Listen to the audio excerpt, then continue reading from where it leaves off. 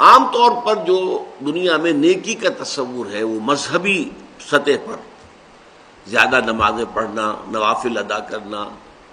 اسی طریقے سے اور عبادت گزاری، اس کو زیادہ سمجھا جاتا ہے کہ یہ اصل نیکی ہے۔ قرآن مجید نے اس کی نفی کی ہے۔ اگرچہ ٹھیک ہے، نماز بھی فرض ہے، ادا کرنی ہوگی، روزہ فرض ہے، آپ کو رکھنا ہوگا، اسی طریقے سے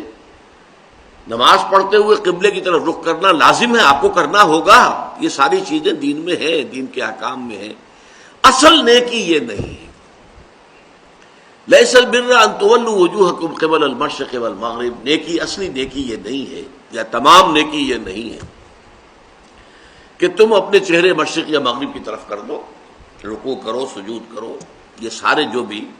فزیکل ایکٹس آف ورشپ ہیں یہ سب اس کے اندر آ گئے۔ وَلَٰكِنَّ الْبِرَّ مَنْ آمَنَ بِاللَّهِ وَالْيَوْمِ الْآخِرِ وَالْمَلَائِكَةِ وَالْكِتَابِ وَالنَّبِيِّينَ۔ اصل نیک وہ ہے جو سب سے پہلے تو ایمان کی شرط پوری کرے، ایمان لائے اللہ پر اور یوم آخر پر اور فرشتوں پر اور کتابوں پر اور نبیوں پر، اور اس کے بعد یہ تو ایمان کی بات ہوئی، ہر شخص سمجھ لے گا کہ واقعی ایمان تو مقدم ہے ہر شے پر، ایمان کے بغیر تو کوئی عمل اللہ کو قبول نہیں ہے۔ لیکن اس کے بعد عمل جو بیان کیا گیا سب سے پہلا اعمال میں سے وہ ہے خیرات، حسنات، لوگوں کو ان کی تکلیفوں میں دیکھ کر اپنا مال ان پر خرچ کرنا۔ اگرچہ مال طبعاً محبوب ہے، صحیح ترجمہ کیا تھا قاری صاحب نے، محبوب ہونے کے علی الرغم کہ مال سب کو پسند ہے، کس کو پسند نہیں ہے، مال محبوب شے ہے، لیکن وہ یہ کہ ان کے لیے وہ لوگ آت المال علی حبہ، اس کی محبت کے علی الرغم انہوں نے مال خرچ کیا۔ آت المال علی حبہ ذوی القربى، قرابت دار، رشتہ دار، والیتامى، یتیم، والمساکین، وابن السبیل، مسافر، والسائلین، دستے سوال دراز کرنے والے، مانگنے والے، وفی الرقاب، اور گردنوں کو چھڑانے میں، رقبہ کہتے ہیں گردن۔ اس کی معنی کیا ہے کہ اگر کوئی غلام ہے تو اپنے مال سے اس کو خرید کر آزاد کر دیا جاتا تھا، یہ بہت بڑی نیکی تھی۔ حضرت ابوبکر رضی اللہ تعالیٰ عنہ کے جو فضائل کا دفتر ہے اس میں سب سے روشن اور درخشندہ باب یہی ہے کہ غلاموں اور کنیزوں میں سے جو اسلام لے آئے تھے اور انہیں ان کے کافر اور مشرک آقا ستا رہے تھے، مار رہے تھے، تکلیفیں پہنچا رہے تھے، انہوں نے جو بھی ان کے آقاؤں نے منہ مانگے دام مانگے ان پر خریدا اور آزاد کر دی،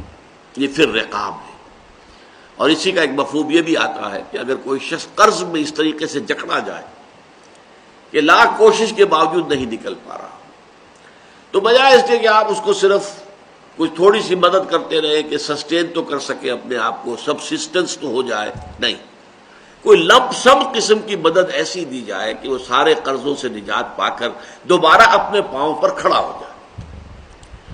یہ جو کچھ برادریاں ہیں جیسے اسماعیلی لوگ ہیں، میمن لوگ ہیں، ان کے اندر یہ بات پائی جاتی ہے۔ ان کا اگر کوئی ساتھی، ان کا کوئی فرد جو ہے اس طریقے سے اگر گر جائے، جو کہ سب کاروباری لوگ ہیں، کوئی کاروباری آدمی کسی وقت اس طریقے سے گر جائے کہ وہ اس سے نکل نہ پا رہا ہو، تو پھر اسے لمپ سم بڑی امداد دے کر بجائے اس کے کہ اسے مستقل خیراتی بنا دیا جائے، خیرات کے اوپر گزارا کرتا رہے، اسے دوبارہ ایسی اتنی امداد دی جائے کہ وہ اپنے پاؤں پر کھڑا ہو کر اور وہ اس برادری کا، اس معاشرے کا ایک رسپیکٹیبل، باعزت جو ہے شہری اور فرد بن جائے۔ یہ غور کرنے کی بات ہے۔ اس کے بعد فرمایا وَأَقَامَ الصَّلَاةَ وَآتَى الزَّكَاةَ، اور قائم کی اس نے نماز اور ادا کی زکات۔ یہاں دو نقطے سمجھنے کے ہیں۔ اگرچہ ایک اعتبار سے ہم کہتے ہیں الصلاۃ عماد الدین، نماز جو ہے وہ تو دین کا ستون ہے، اور یہ بھی بات صحیح احادیث میں آئی ہے کہ قیامت میں جب انسانوں کا حساب ہوگا تو سب سے پہلے نماز کا حساب لیا جائے گا۔ روز محشر کے جاں گداس بود اولی پرسش نماز بود، یہ بھی صحیح ہے۔ لیکن اس کے باوجود یہاں نماز کا ذکر بعد میں لایا گیا،